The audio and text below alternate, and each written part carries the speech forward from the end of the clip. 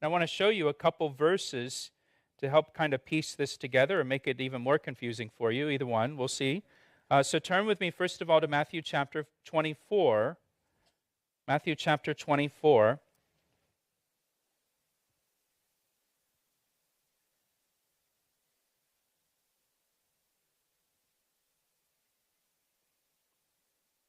Matthew 24 is part of what is called the Olivet Discourse, because Jesus gave this teaching to his disciples on the Mount of Olives, overlooking the city of Jerusalem. It's his second longest teaching, second only to the Sermon on the Mount. And here he's talking about the end of the age, and the signs of the times of the end of the age. And he's talking about the tribulation that will come upon the earth. And here in Matthew chapter 24, verse 15, talking about the tribulation, that 7-year period that will come. Therefore, when you see the abomination of desolation spoken of by Daniel the prophet standing in the holy place, whoever reads, let him understand.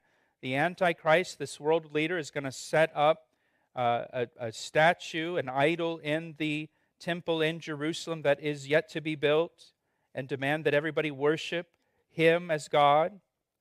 And he says, when you see the abomination of desolation spoken of by Daniel the prophet standing in the holy place, then let those who are in Judea flee to the mountains. So he tells people that are living in Judea at that time, when that happens, at the midpoint of the tribulation period, run for your lives and flee to the mountains. Well, what mountains will they flee to? It's likely they will flee to Jordan. Those are kind of the nearest mountains for them to flee to. Again, that would fit with Basra. Basra is over in those mountains in modern-day Jordan. Turn with me over to Revelation chapter 12. Revelation chapter 12.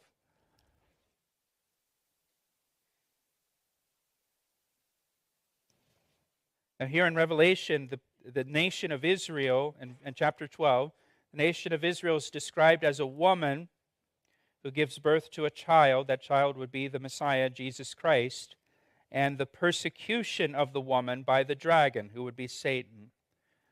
Revelation chapter 12, verse 1. Again, this would be in the tribulation period. Now a great sign appeared in heaven, a woman clothed with the sun, with the moon under her feet, and on her head a garland of 12 stars. Then being with child, she cried out in labor and in pain to give birth.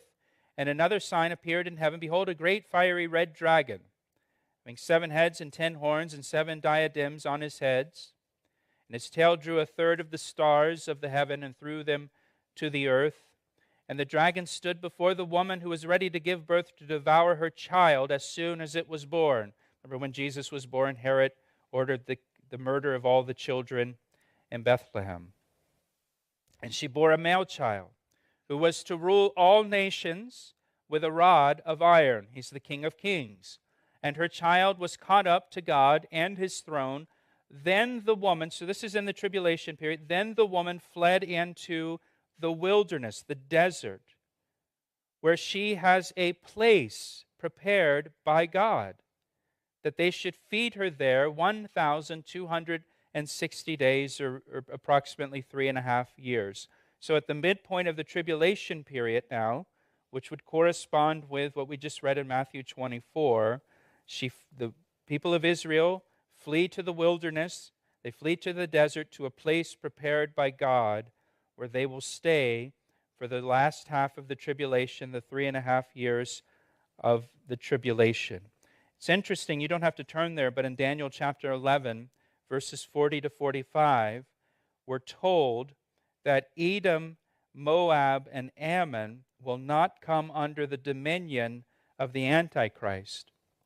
That's all in modern-day Jordan. So Jordan is the one area that the Antichrist is not going to have dominion over during his reign, and that's where Basra is located.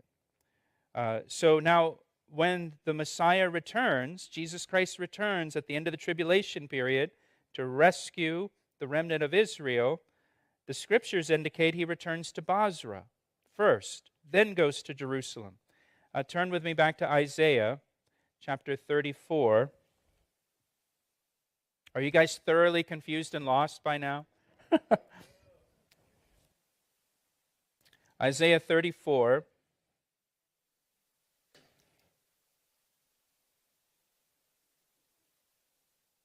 Now remember, with the Battle of Armageddon, that ends the tribulation period, all the armies of the world are going to come against Israel and come against the Jewish people. And that battle is going to be the thing that prompts Jesus Christ to return to the earth to rescue Israel. And so here in Isaiah 34, verse 1, "Come near, you nations, to hear, and heed, you people.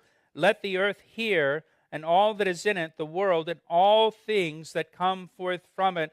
For the indignation of the Lord is against all nations, and his fury against all their armies. He has utterly destroyed them. He has given them over to the slaughter. Also their slain shall be thrown out. Their stench shall rise from their corpses, and the mountains shall be melted with their blood. All the hosts of heaven shall be dissolved, and the heavens shall be rolled up like a scroll. All the hosts shall fall down, as the leaf falls from the vine, and as fruit falling from a fig tree." Look what he says in verse 5. "For my sword shall be bathed in heaven. Indeed, it shall come down on Edom." Edom is in Jordan. "And on the people of my curse for judgment. For the sword of the Lord is filled with blood. It is made overflowing with fatness, with the blood of lambs and goats, with the fat of the kidneys of rams. For the Lord has a sacrifice in," where does it say? Basra. The Lord comes down to judge the nations with his sword. And he's got a sacrifice in Basra. Look at the rest of the verse. "And a great slaughter in the land of Edom." That's where Basra is located.